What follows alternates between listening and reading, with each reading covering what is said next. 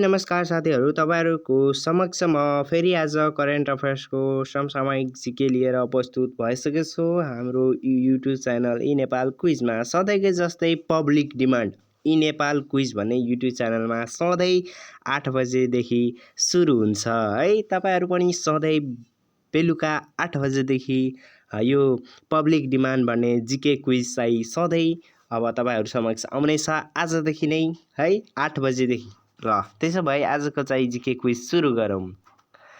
पहिलो नम्बरको क्वेसन रहेको छ, निर्वाचन आयोगद्वारा नेकपा एमाले र माओवादी केन्द्रबीच भएको एकीकरण खारेज गर्न चाहिँ निर्णय कहिले भएको हो? ल छिटो भन्नु होला, तपाईँहरूलाई थाहा छ आन्सर भने कमेन्टमा छिटै भन्न सक्नुहुन्छ र तपाईँहरूको जिके राम्रोसँग प्र्याक्टिस गराउने नै छु हामी है। ल तपाईँहरूलाई जिकेमा कुनै पनि प्रब्लम हुने सकिँदैन, त्यस्तो हुन्छ है। निर्वाचन आयोगद्वारा नेकपा एमाले र माओवादी केन्द्रबीच भएको एकीकरण खारेज गर्न चाहिँ निर्णय कहिले भएको? ल छिटो भन्नु होला, तपाईँहरूको आन्सर विक्रम सम्वत 2077 फागुन 25 रहेको छ। ल आज चाहिँ गोर्खापत्रमा पनि यही आएको थियो र तपाईँले कति पढ्नु भएको छ गोर्खापत्र, त्यसमा चाहिँ कति करेन्ट अफेयर्स तपाईँहरूलाई थाहा छ भने जानकारीको लागि मैले यो भिडियो बनाएको है। त्यस्तै गरी सर्वोच्च अदालतले 2017 फागुन 23मा चाहिँ गरेको फैसला कार्यान्वयन गराउने सम्बन्धमा चाहिँ फागुन 25मा बसेको बैठकले नेकपाको पार्टी चाहिँ एकीकरणलाई खारेज गर्ने निर्णय गरेको। त्यस्तै गरी अर्को क्वेसन रहेको छ तपाईँहरूको समक्ष, नेपालले वन संरक्षण गर्दै कार्बन उत्सर्जन न्यूनीकरण सम्बन्धी सम्झौता कहिले गरेको हो? ल छिटो भन्नु होला है। नेपालले वन संरक्षण गर्दै कार्बन उत्सर्जन न्यूनीकरण सम्बन्धी सम्झौता कहिले गरेको हो? ल छिटो भन्नु होला। ल यसको सही आन्सर रहेको छ विक्रम सम्वत 2077 फागुन। विक्रम सम्वत 2077 फागुन मिलेको छ तपाईँहरूको। ल त्यस्तै गरी नेपालले वन संरक्षण गर्दै कार्बन न्यूनीकरण कार्यक्रम कार्यान्वयन ल्याएको छ। त्यस्तै गरी ल अर्को क्वेसन तपाईँहरूको समक्ष प्रस्तुत गरे, संयुक्त राष्ट्र सङ्घीय आर्थिक तथा सामाजिक परिषद अन्तर्गतको लागु औषधि नियोगको सदस्यमा नेपाल कहिले चयन भएको हो? ल छिटो भन्नु होला, संयुक्त राष्ट्र सङ्घीय आर्थिक तथा सामाजिक परिषद अन्तर्गतको लागु औषध नियोगको सदस्यमा नेपाल कहिले चयन भएको हो?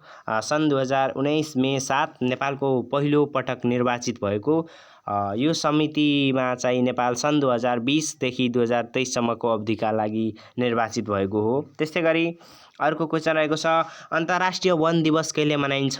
ल छिटो भन्नु होला, अन्तर्राष्ट्रिय वन दिवस कहिले मनाइन्छ? छिटोभन्दा छिटो तपाईँ लाइभ च्याटमा पनि आफ्नो जिके प्र्याक्टिस गर्न सक्नुहुन्छ है। ल छिटो भन्नु होला, तर प्र्याक्टिस गर्नुहोस् है। यस्तो हुन्छ जिके चाहिँ सधैँ बिर्सन सकिन्छ, त्यसैले प्र्याक्टिस गर्नको लागि है। मार्च 21 रहेको छ। ल तपाईँहरूको पनि यस्तै तपाईँहरू जिके पढ्नुहुन्छ, तर त्यो पढेको कुरा मलाई याद छ कि छैन त्यस्तो लागिरहेको छ भने हाम्रो इ नेपाल क्विज भन्ने फेसबुक पेजमा त्यो क्वेसनहरू पठाउनु होला र म त्यो क्वेसनहरू यहाँ तपाईँहरू समक्ष प्रस्तुत गर्नेछु र सोध्नेछु, तपाईँहरू एन्सर दिनु होला है। ल अमिलो मह कुन देशमा पाइन्छ? अमिलो मह कुन देशमा पाइन्छ? ल छिटो भन्नु होला, अमिलो मह कुन देशमा पाइन्छ? अमिलो मह कुन देशमा पाइन्छ? ल यसको सही आन्सर रहेको छ ब्राजिलमा है, ब्राजिल। त्यसै गरी ब्लड डिजिटल कम्पिटिटिभनेस चाहिँ इन्डेक्स 2020 अनुसार पहिलो 5 स्थानमा पढ्न सफल राष्ट्र कुन कुन हुन्? ब्लड डिजिटल कम्पिटिटिभनेस चाहिँ इन्डेक्स 2020 अनुसार पहिलो 5 स्थानमा पढ्न सफल राष्ट्र कुन कुन हुन्? ल छिटो भन्नु होला। क्रमशः रहेको छ अमेरिका, सिङ्गापुर, डेनमार्क, स्विडेन र हङकङ रहेको छ। यसलाई 80 दशक भनेर तपाईँ फर्मुला भन्न सकिन्छ। त्यसै गरी बोस्टन टी पार्टी केसँग सम्बन्धित छ? बोस्टन टी पार्टी केसँग सम्बन्धित छ? ल छिटो भन्नु होला, बोस्टन टी पार्टी केसँग सम्बन्धित छ? ल फास्ट भन्नु होला। ल अमेरिकी स्वतन्त्रता सङ्ग्राम। त्यस्तै गरी तराई प्रदेशमा मात्र फैलिएको प्रदेश चाहिँ कुन हो? तराई प्रदेशमा मात्र फैलिएको प्रदेश कुन हो? ल फास्टमा भन्नु होला है। तराई प्रदेशमा मात्र फैलिएको प्रदेश चाहिँ कुन हो? ल सबैको आन्सर आएको होला। प्रदेश नम्बर 2 ल ठिक्क रहेको छ। प्रदेश नम्बर 2। ल अडियो क्यासेटका आविष्कारक को हुन्? अडियो क्यासेटका आविष्कारक को हुनुहुन्छ? अडियो क्यासेटका आविष्कारक को हुनुहुन्छ? ल फास्टमा भन्नु होला। लो ओन्टेन्स डच इन्जिनियर। उनको आविष्कारको कारण विश्वका सङ्गीत श्रोताहरूको जीवनशैलीमै व्यापक परिवर्तन आएको थियो। त्यस्तै गरी सबैभन्दा बढी स्थानीय तह पिछडिएको क्षेत्रमा परेको जिल्ला चाहिँ कुन हो? ल छिटो भन्नु होला। सबैभन्दा बढी स्थानीय तह पिछडिएको क्षेत्रमा परेको जिल्ला चाहिँ कुन हो? फास्टमा भन्नु होला। सबैभन्दा बढी स्थानीय तह पिछडिएको क्षेत्रमा परेको जिल्ला कुन हो?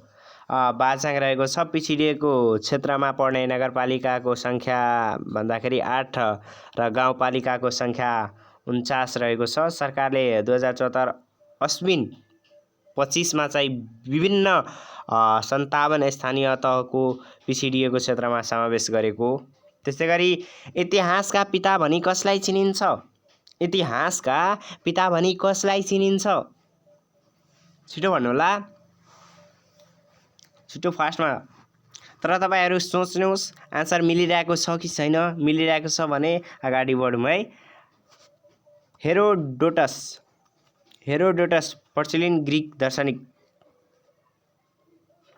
इटालियन अन्वेषक क्रिस्टोफर कोलम्बसले युरोपबाट अमेरिका पुग्ने बाटो कहिले पत्ता लगाउनु भएको थियो?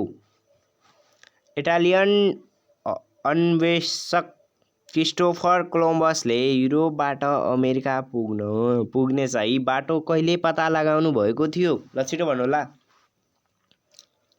फास्टमा भनिदिनु होला है। ल यसको सही आन्सर रहेको छ सन् 1492 मा पत्ता लगाएको थियो। 1492। त्यस्तै गरी विश्वका कुन शासकलाई वार टाइम प्राइम मिनिस्टर भनेर पनि चिनिन्छ? विश्वका कुन शासकलाई वार टाइम प्राइम मिनिस्टर भनेर पनि चिनिन्छ? फास्टमा भन्नु होला है। ल तपाईसँग 10 सेकेन्ड टाइम रहेको छ। त्यो 10 सेकेन्ड टाइममा भन्नु होला। ल तपाईहरुको समय चाहिँ सक्न लागेको छ। ल तपाईहरुको समय सकिएको छ। Sir Winston Churchill British prime minister रहेको छ। ब्रिटिश। त्यस्तै गरी विश्व बैंकको प्रधान कार्यालय कहाँ रहेको छ? विश्व बैंकको प्रधान कार्यालय कहाँ रहेको छ? ल छिटो भन्नु होला। विश्व बैंकको प्रधान कार्यालय कहाँ रहेको छ? विश्व बैंकको प्रधान कार्यालय कहाँ रहेको छ? विश्व बैंकको प्रधान कार्यालय कहाँ रहेको छ? ल यसको सही Washington DC America. Washington DC America रहेको छ।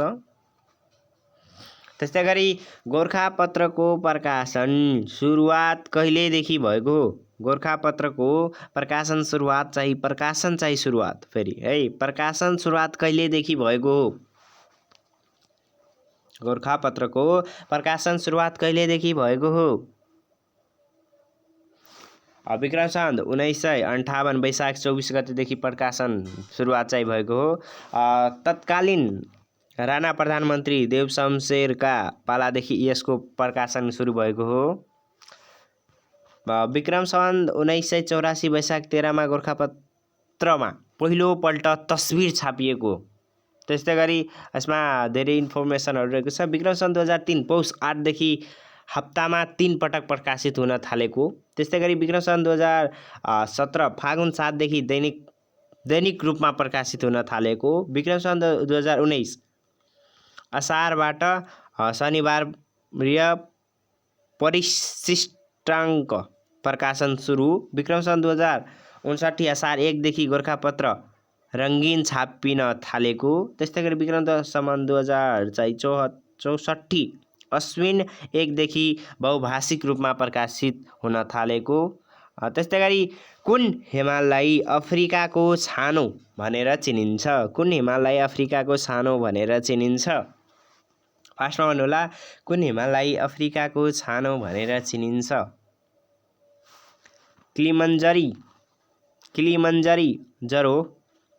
किलिमन्जरो।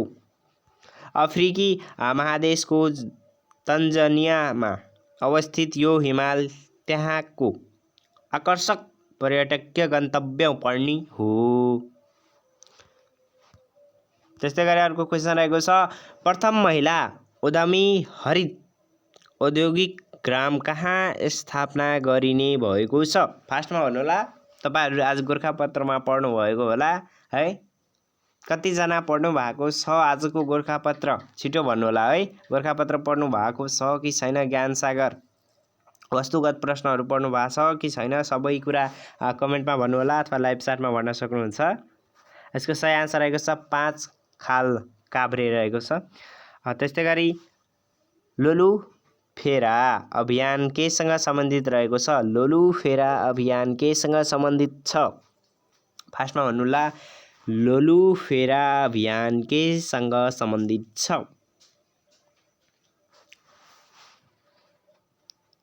ल यसको सही रहेको आन्सर पदयात्रा।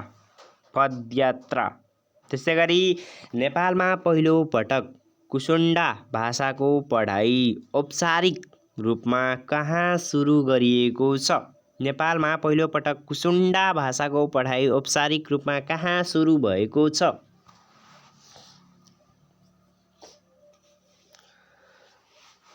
ल छिटो भन्नुहोला। यसको सही आन्सर रहेको छ लम्हीदाङमा। त्यस्तै गरी नेपालको कुन ठाउँमा हिमचितुवा अनुसन्धान केन्द्र स्थापना गर्ने निर्णय भएको छ? नेपालको कुन ठाउँमा हिमचितुवा अनुसन्धान केन्द्र स्थापना गर्ने निर्णय भएको छ? यसको सही आन्सर रहेको छ ताप्लेजुङको कञ्चनजङ्घा संरक्षण क्षेत्रमा चाहिँ स्थापना गर्ने निर्णय भएको छ। टेक्वान्डो खेललाई आधिकारिक रूपमा ओलम्पिकमा कहिलेदेखि समावेश गरिएको हो?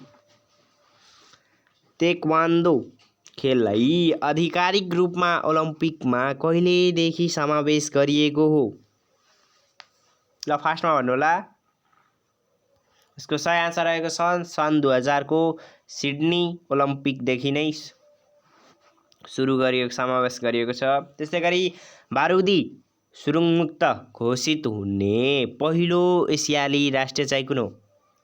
बारुदी सुरुङमुक्त घोषित हुने पहिलो एसियाली राष्ट्र चाहिँ कुन हो? ल फर्स्टमा भन्नुहोला। यसको सही आन्सर रहेको छ नेपाल। त्यस्तै गरी नेपाललाई कहिलेसम्म शून्य भोकमरी मुलुक बनाउने योजना छ? नेपाललाई कहिले शून्य भोकमरी मुलुक चाहिँ बनाउने योजना छ? सन् 2025 सम्म।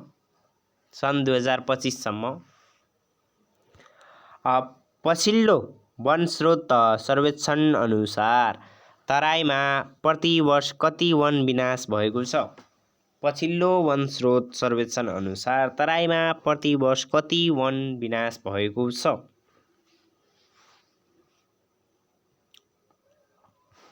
0.44%। त्यस्तै चुरे क्षेत्रमा प्रति वर्ष 0.18% वन विनाश भइरहेको छ। त्यसै गरी वन स्रोत सर्वेक्षण 2016 अनुसार नेपालमा वनले ओगटेको क्षेत्र 44.74% रहेको छ। त्यस्तै गरी अर्को क्वेसन रहेको छ गगनपुर प्रस्तावित अन्तरिक्ष बस्तीको योजनाकार चाहिँ को हुनुहुन्छ? गगनपुर अन्तरिक्ष बस्तीको योजनाकार को हुनुहुन्छ? ल छिटो भन्नुहोस् त। फास्ट कमेन्टमा फटाफट भन्नु होला। म सबैको कमेन्ट हेर्छु फेरि। ल सुशान्त खड्का। त्यस्तै गरी ग्लोबल पोजिसनिङ सिस्टम GPS को सुरुवात कुन देशबाट भएको हो? ग्लोबल पोजिसनिङ सिस्टम GPS को चाहिँ सुरुवात कुन देशबाट भएको GPS को? फास्टमा भन्नु होला। यसको सही आन्सर आएको छ अमेरिका। यो प्रविधि पहिलोपल्ट चाहिँ सन् 1973 मा अमेरिका रक्षा विभागमा प्रयोगमा ल्याइएको थियो। पूर्ण क्षमताका साथ यो प्रविधि सन् 1995 देखि प्रयोगमा आएको हो। त्यस्तै गरी अर्को क्वेशन रहेको छ, सूचना प्रविधिको क्षेत्र प्रयोग हुने को पूरा रूप के हो र यसको उच्चारण चाहिँ हुन सक्दैन है। त्यस्तै गरी यसको उच्चारण चाहिँ थिएन। सूचना सञ्चारको सबैभन्दा पुरानो सेवा कुनलाई मानिन्छ? ल यसको सही आन्सर आएको छ हुलाक सेवा। हुलाक सेवा रहेको छ। त्यस्तै गरी नेपाल आँखा बैंकको स्थापना कहिले र कहाँ भएको हो? नेपाल आँखा बैंकको स्थापना कहिले र कहाँ भएको हो? सन् 1994 तिलगङ्गा काठमाडौँ रहेको छ। त्यस्तै गरी अर्को रहेको छ रावलपिण्डी रिजोल्युसन नामक कार्यक्रम केसँग सम्बन्धित छ? रावलपिण्डी रिजोल्युसन नामक कार्यक्रम केसँग सम्बन्धित छ? बाल मजदुरी उन्मूलनसँग सम्बन्धित रहेको छ। र तपाईसँग केही पढ्नु भएको सम्पूर्ण जिकेहरू छ भन्दा तपाईहरु पनि बुझ्न चाहनुहुन्छ, मलाई यो सबै याद छ भने अझै प्र्याक्टिसको लागि मलाई चाहिँ क्वेशन चाहिँ ई नेपाल क्विज भन्ने फेसबुक पेजमा मेसेज गर्न सक्नुहुन्छ। म त्यो क्वेशन चाहिँ तपाईसँग प्रस्तुत गर्नेछु र तपाई लगायत अन्य साथीहरूलाई पनि सहयोग हुन्छ, त्यो हेल्प हुन सकिन्छ। र म केही सूत्रहरू पनि कलेक्सन गर्दैछु अहिले र त्यो कलेक्सन गरेपछि म समक्ष तपाईसँग प्रस्तुत गर्ने नै छु अगाडिको भिडियोमा। र फेरि बिहान बेलुका चाहिँ तपाईसँग फेरि तपाई अर्को दिन बेलुका चाहिँ 8 बजेदेखि सुरु नै हुनेछ पब्लिक डिमान्ड। तपाईकै इच्छा, तपाईकै नै सबै कुरा है। तपाई भन्नुस् हामी गर्नेछौँ। ल हस् त आजको लागि बिदा लिन चाहन्छु। कुनै केही क्वेशन रहेको छ भने कमेन्टमा भन्न सक्नुहुन्छ। हस् त आजको लागि बिदा लिन चाहन्छु। जय नेपाल।